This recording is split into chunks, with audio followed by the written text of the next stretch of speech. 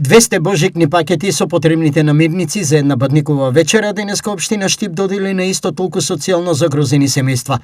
5-та година поред во соработка со општествено одговорни компании, општината им излегува во пресрет на семејствата кои не се во можност да си го дозволат тоа. Преку овој чин и преку христијанската религија која пропагира да си помагаме, да се солидаризираме, да испратиме една порака во пресрет на божикните празници, дека заедништвото, солидарноста се она кое што треба да не води.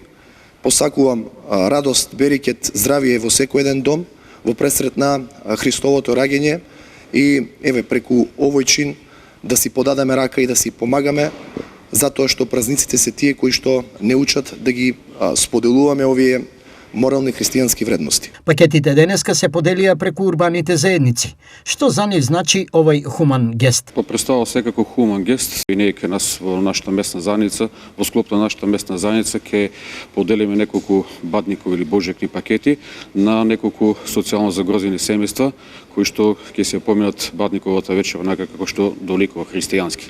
Да им овозможиме на сите наши сограѓани еден пристоен момент да се осеќат равноправно со сите наши сограѓани. Во исто време и вработените во општина Делчево ги подготвија божикните пакети и новогодишните пакетчиња за децата и ги доставија до местната црква, од каде беа распределени до социјално загрозените делчевски семејства. Ова е наша порака во пресрет на Бадник и Божик, да покажеме солидарност и заедништво, подавајќи рака на оние на кои им е најпотребна, споделувајќи топлина, грижа и човечност. Кажа од општина Делчево. На прагот на Божик и општина Виница исто така ја истекна својата општествена и хумана одговорност кон граѓаните, доделувајќи социјални пакети на семејства кои се во потреба и за кои ваков вид помош е од голема важност.